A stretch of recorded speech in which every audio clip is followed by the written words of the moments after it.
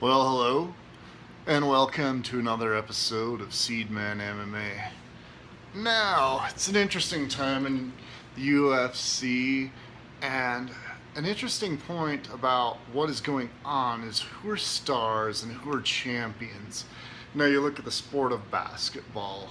The Warriors, they play the Cavaliers in the NBA championship. And so the two teams that made it to the finals faced each other.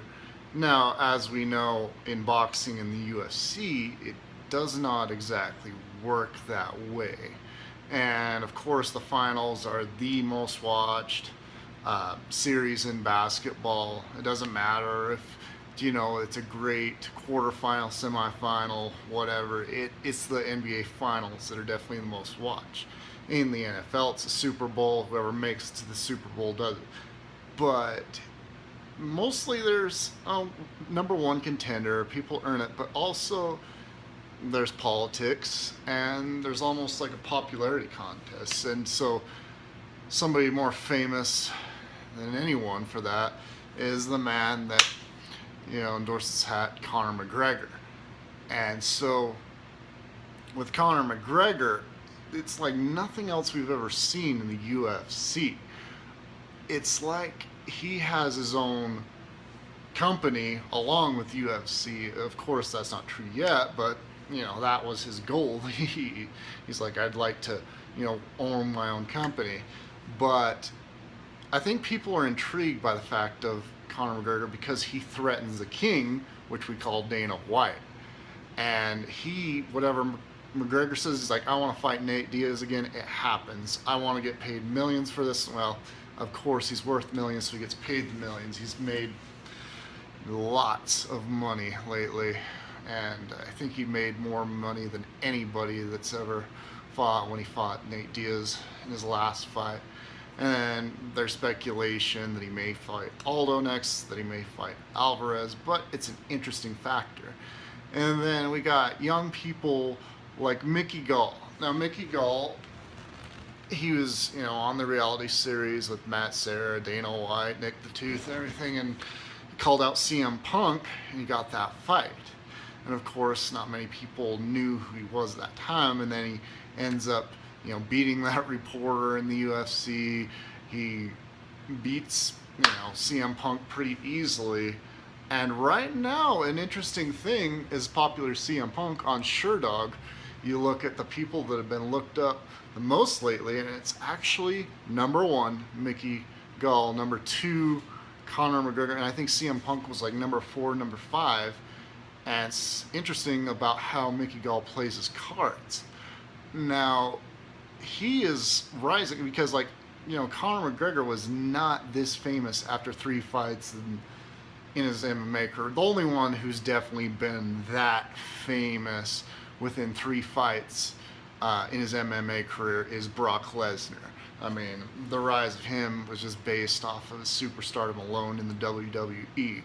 And so, I mean, that's really hard to match. And plus, he's just a massive freak of nature, and who wouldn't want to watch Brock Lesnar? And so there's just a lot of cool things going on. And cool thing about Mickey Gall is the song you walked out to. You walked out to that song, "Oh, Mickey, you're so fun." But in the first place, Dana White did not want him to do that. But by popular demand and all these people saying, "Hey, Dana White, let him come out to that. Hey, Mickey song." Mickey Gall came out to it, and he's calling the shots, and he's calling out Sage Northcutt. And so this guy is playing his cards right. I mean, could he even dream of facing a guy right now like Robbie Lawler, Tyron Woodley? No, of course not. He'd probably get smoked, but he's a star on the rise, and he's playing his card right. So who knows, if he beats Northcutt, the sky's the limit from there. And for him to face, because, Mickey Gall, he's really faced nobody else but cans at this point. And then another point like to bring up is USADA and marijuana.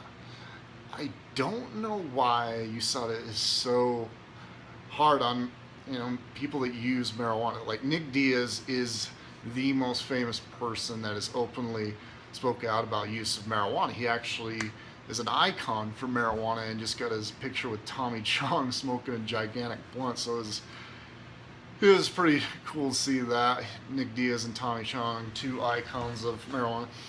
And marijuana is a popular deal, and it's a very powerful deal. Like, say, I went to Denver just last summer, and I saw a lot of places where you could get weed and everything, and the dispensaries are growing. Like those old buildings that used to be companies, well, what the dispensaries do is they fix up those buildings. A lot of them are painted green and white, and those buildings are used. And Colorado's economy is going up. I'm sure Oregon, Washington, their economy is going up as well.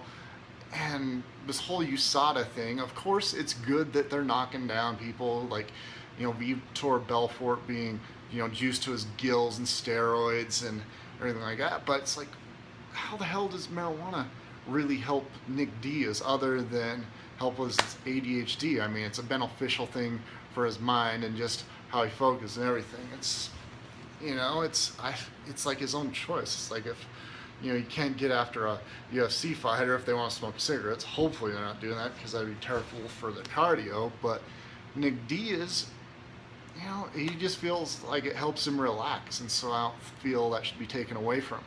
Now, if you think about the power of what it's done in the city of Colorado, think of what it could do for the UFC. Now, the Diaz brothers, their home is Stockton.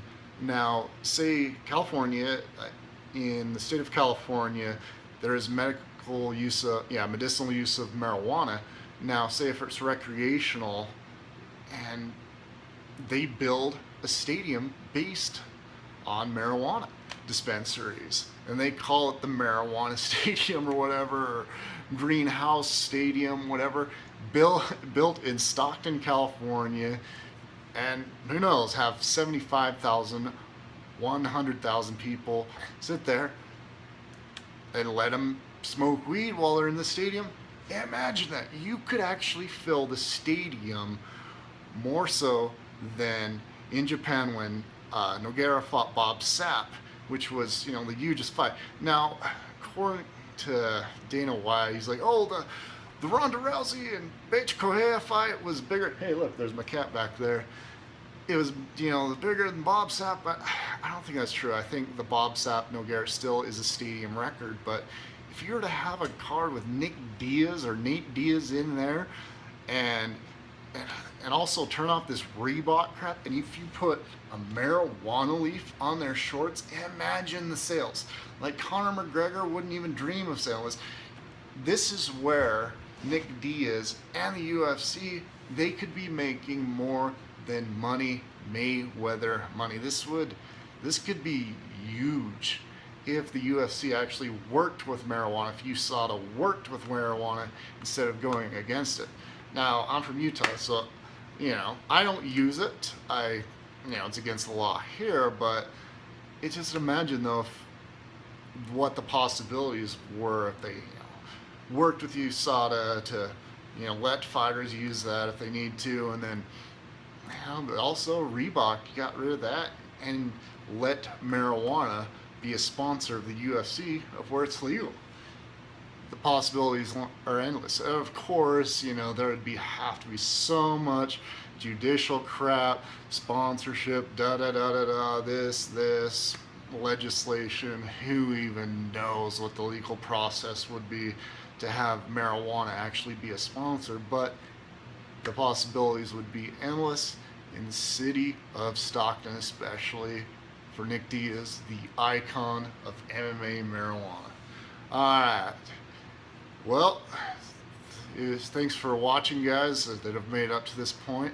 And if you'd like to see more, let me know about these things. Have a topic you want to bring up, comment below. I'd love to share these things. And you guys have a nice day and live the dream. Thank you.